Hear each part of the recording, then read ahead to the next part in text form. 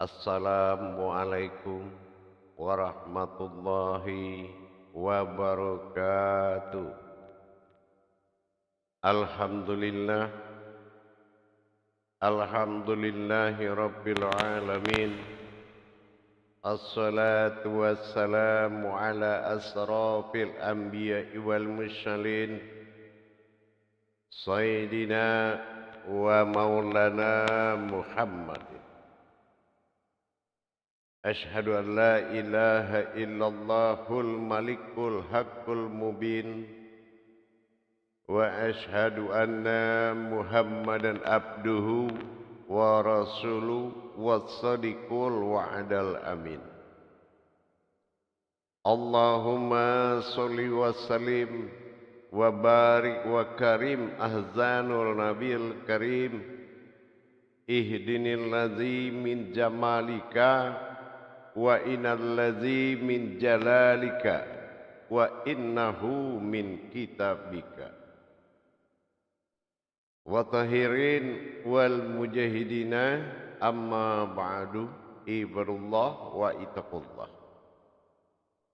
Alhamdulillah, segala puji syukur kita panjatkan kehadirat Allah Subhanahu wa taala atas limpahan karunia rahmah dan hidayahnya, serta dengan izinnya juga kita dapat menjalankan amanahnya, beramal dan beribadah zahir batin dunia dan akhirat. Bersalam kita tidak akan pernah kita lupakan. Marilah sama-sama kita sampaikan kepada junjungan kita Nabi Allah, Nabiul Akhirul Zaman, Rasulullah Muhammad sallallahu alaihi wasallam. Atasnya kalimahnya kita kalamkan dengan membacakan Allahumma sholli ala sayyidina Muhammad wa ala alihi sayyidina Muhammad. Alhamdulillah, bertemu lagi dengan saya Guru Mursyid Syekh Nur Muhammad Buya Irwan Maulana Al-Khalidi, Pasaman, Sumatera Barat, Indonesia. Tentunya dalam makom majelis zikir Ma'rifatullah dalam naungan Yayasan Islam Hidayatul Mubarakah Indonesia.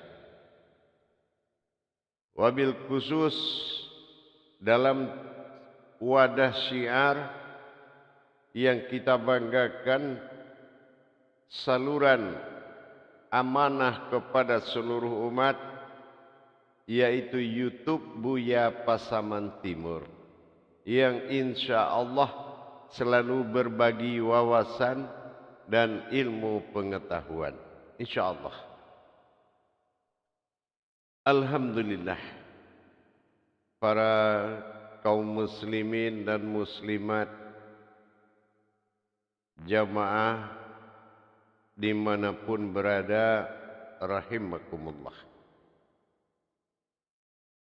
Sebagaimana yang menjadi titik tujuan dalam meningkatkan ma'rifatullah, di dalam mengkaji pengenalan hakikat dan hakikinya Allah, salah satu makom yang paling besar yang mana dikatakan makom awal dan makom akhir. Dikatakan makom bukanlah suatu tempat, tetapi kodrat dari tempat itu sendiri. Makom yang dikatakan tempat bagaimana Allah menentukan bahwasannya tempatnya adalah di hati orang mukmin. Qalbi mu'mini baitullah. Qudsi ini dalam tasyawuf tidak baru kita dengar. Tetapi apakah kita paham apa yang dimaksud dengan hati sebagai kunci atau pedoman tunggal mencapai titik kebenaran di dalam bertuhan adalah hati. Hati terbagi 3 golongan. Disebut dengan makom. Makom sir dari awal hati itu ada. Makom usul kita sebut dengan istilah usul. Tempat bagaimana Allah mengadakan persembunyian di balik yang halus pada yang halus adalah hati tersirat. Disebut dengan sulbi. Ini adalah hati hakiki. Disitulah usulnya sekalian batin muncul, sekalian sir muncul. Yang kedua disebut dengan qalbi. Nah, ini kalau qalbi tingkatannya sudah menuju qadrat di dalam sulbi tersebut. Yaitu di dalam qalbi ada sulbi. Artinya di dalam hati hakikat itu ada hakiki. Yang mana hati hakiki adalah hati usul yang disebut dengan kodrat keabadian. Ini sangat dalam dan sangat tinggi pemahamannya. Yang mana penunggu daripada hati sulbi itu adalah aku. Yang belum berwujudkan kepada Tuhan dan belum bermaujudkan kepada umat.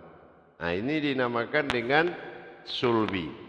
Sulbi adalah diri hakiki yang mana bermakom pada kodrat tempat keabadian disebut dengan sulbi.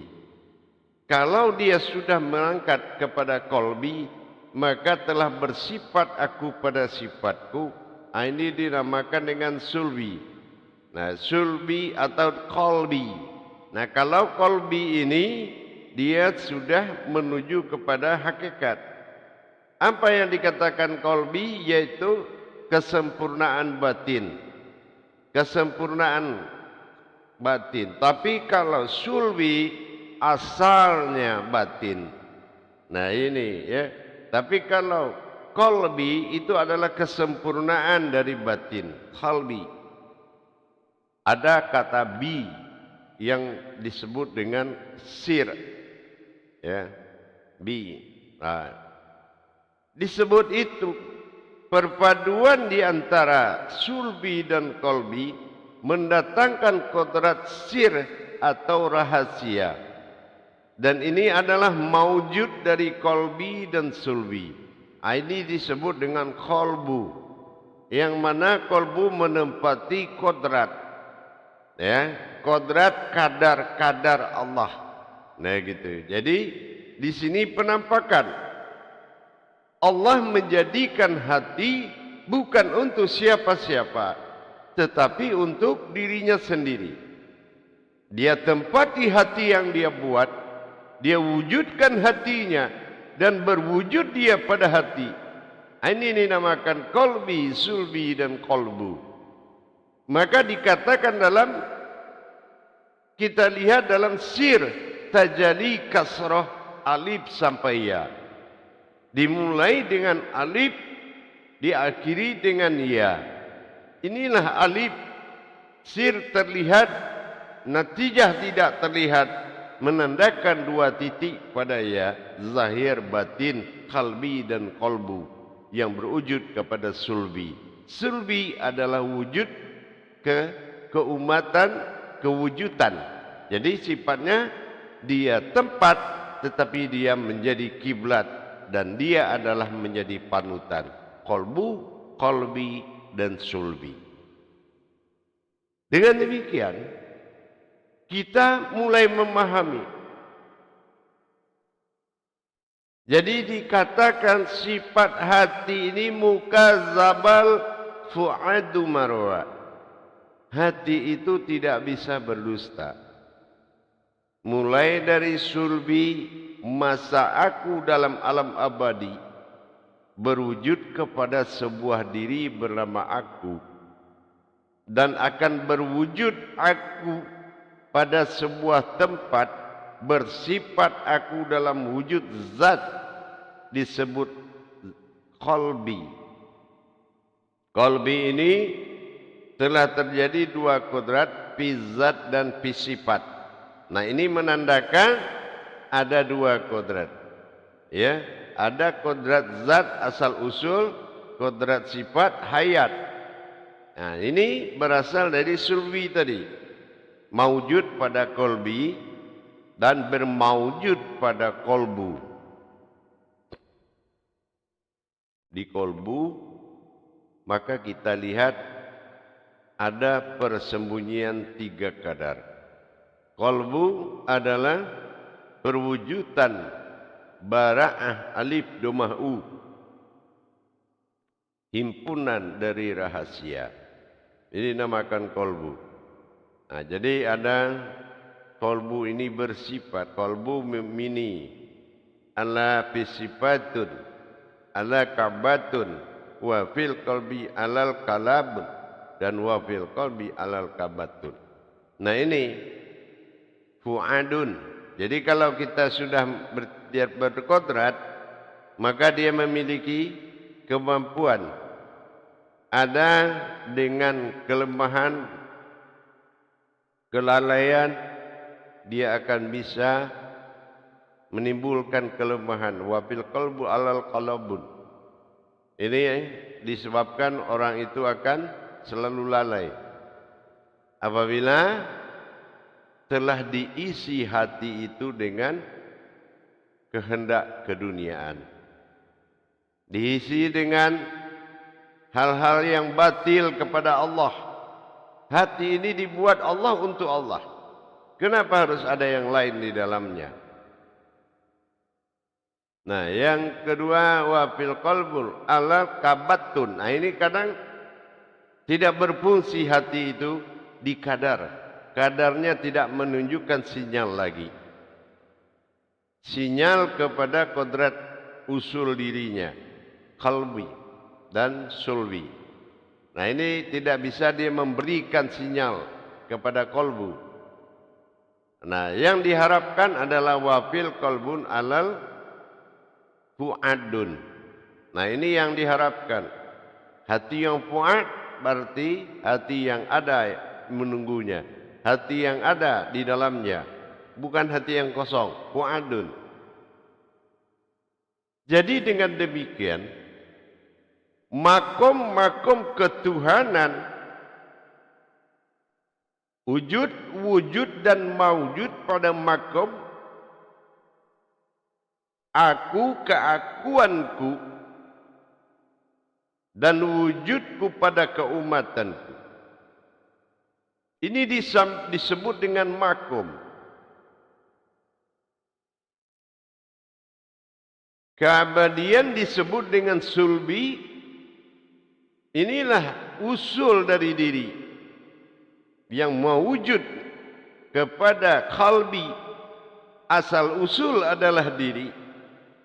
Dan yang ketiga disebut dengan qalbu, yaitu menjadi batin terlihat, qalbu.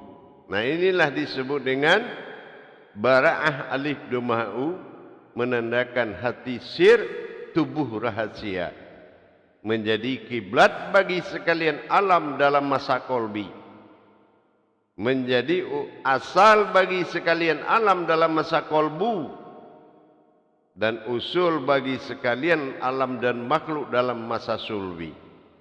Ini yang dikatakan makom.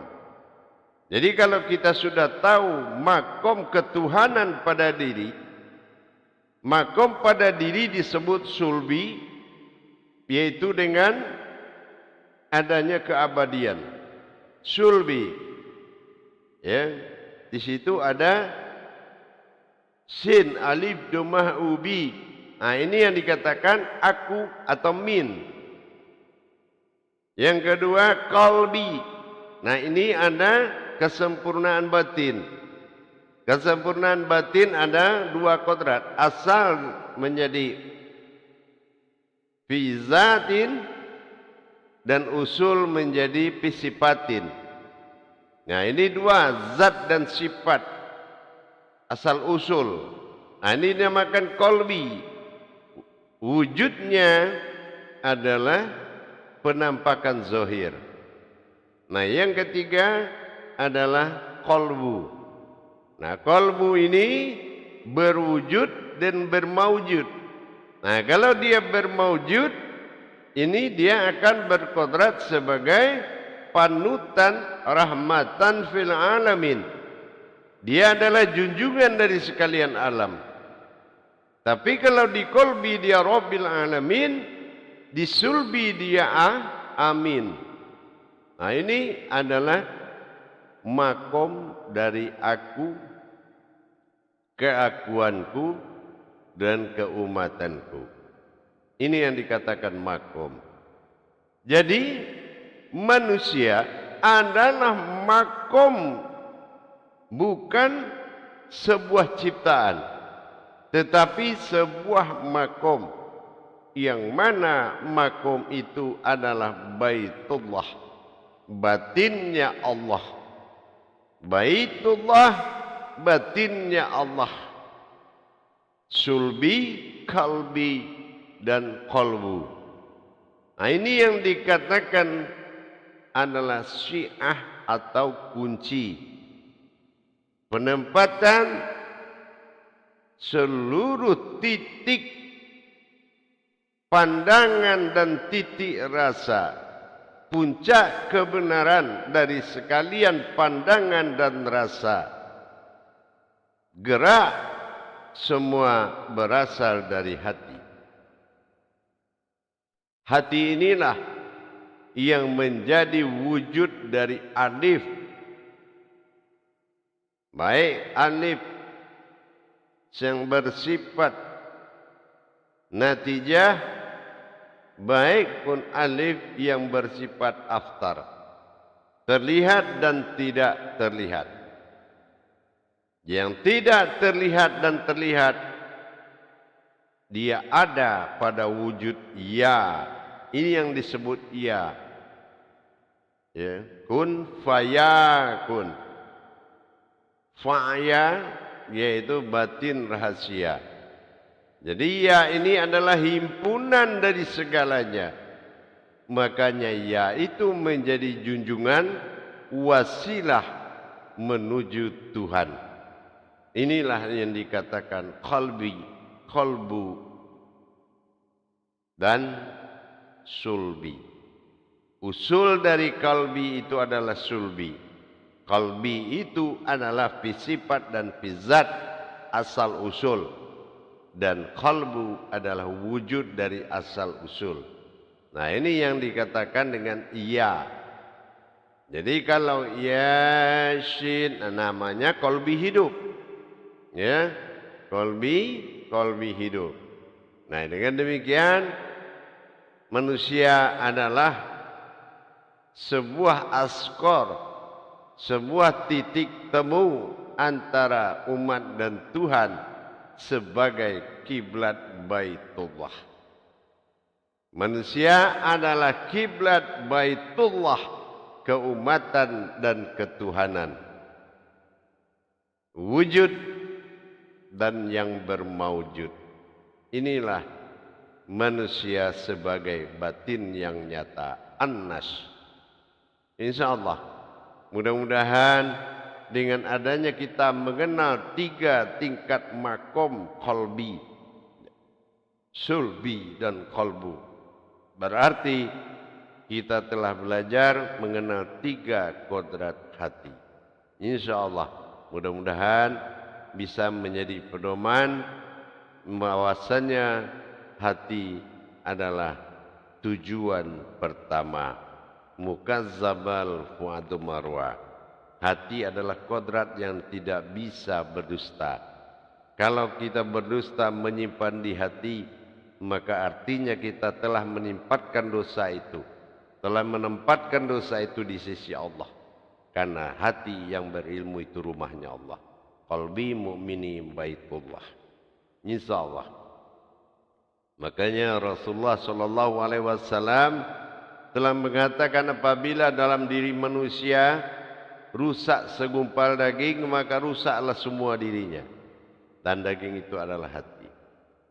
Daging yang terlihat adalah kolbu, dan yang berhidup adalah kalbi, dan adanya suatu yang dirahasiakan disebut dengan kolbu.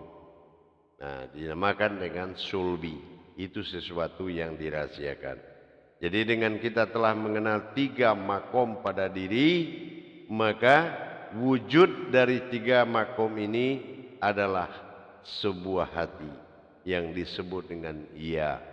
Maka dikatakan sesuatu yang bermohon kepada Allah perantara kodratnya, maka tingkatan itu yang membuat kita merubah pandangan di dalam menyampaikan suatu hajat kepada Allah. Bagaimana kita beradab dengan perantara kolbu, dan bagaimana kita beradab dengan perantara kolbi, dan bagaimana kita beradab perantara sulbi. Sulbi hakiki, kolbi hakikat, dan kolbu adalah syariat dari kalbi dan sulbi. InsyaAllah. Maka hati itu tiada yang lain melainkan hati. Kun fayakun. InsyaAllah. Dengan demikian mudah-mudahan bermanfaat buat kita bersama dengan kita mengenal lebih jauh tentang pemahaman aku, keakuanku, dan keumatanku. 3 perubahan kolbi adalah 3 perubahan makom terhadap aku, keakuanku, dan keumatanku. InsyaAllah. Demikian para hadirin kaum muslimin dan muslimat, para jemaah dan rahimakumullah, mudah-mudahan bermanfaat. Wabillahi taufiq wal hidayah. Wassalamualaikum warahmatullahi wabarakatuh.